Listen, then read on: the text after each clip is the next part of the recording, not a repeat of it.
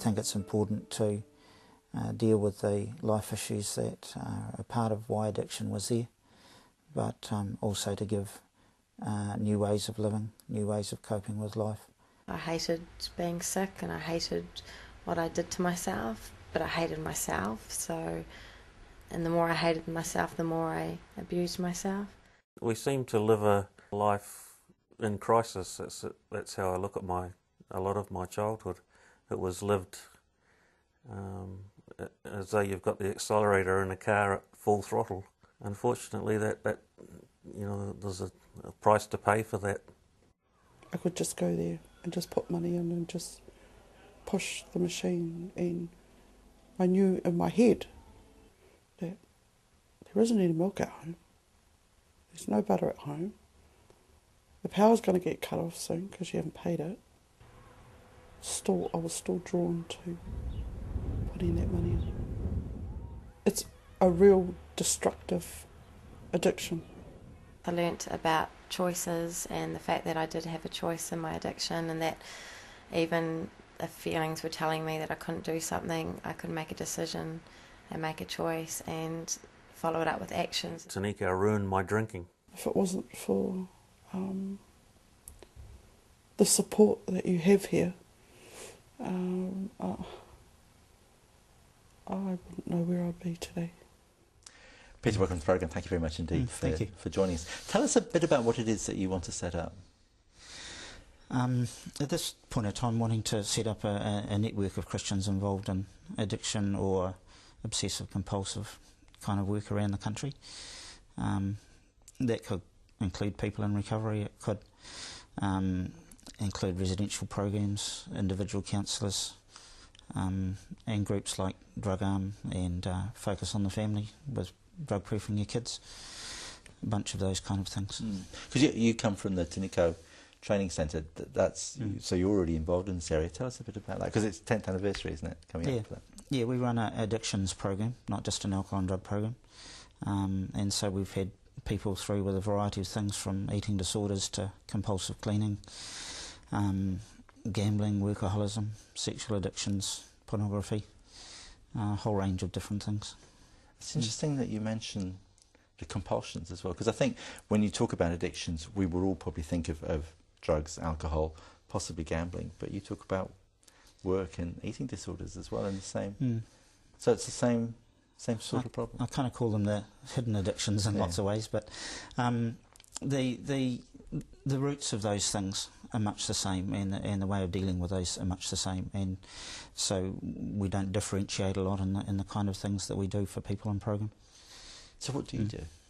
How do you cope with someone who comes in? I guess there are as many ways as there are people.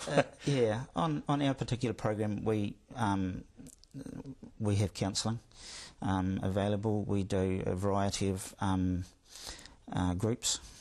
Some of those video discussion groups, some of those workbook and discussion. We have chapel nights, we have prayer, a range of things, and during the afternoon some time for work and reflection on what's been happening in the morning.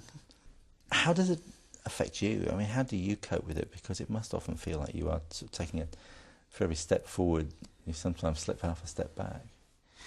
Yeah, I think my personality probably copes with that reasonably well. I have a great philosophy on life that says, "Oh well," but I think you have to learn to take that sometimes people that you think are doing well are going to walk off, or just go back to what they're doing.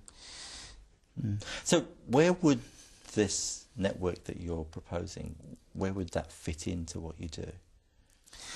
I think you're saying it's very difficult kind of work, and I think it is wearing and tiring, and so one of the ways that I see a network of Christians working is that we can be supportive of each other, we can find ways of helping to know where to refer to, how to possibly have meetings in the future where we could get together and learn and train together and pray together and worship together.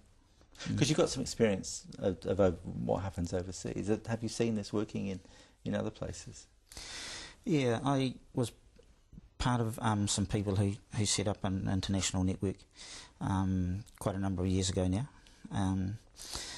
That's based in the UK, but I know going to a conference in Spain how much that benefited me from that kind of networking, and just being able to talk to people who know what it's like, know what's happening, and to do that locally would be helpful. And it would be specifically a Christian organisation rather than bringing in. It would certainly be. That's the aim and goal of that, just to network Christians who are involved in this kind of work. As Christians, we're meant to be a body, but sometimes in this field I think we're a bunch of arms and legs that are pretty disconnected. So what's the next stage then in terms of moving on with the network?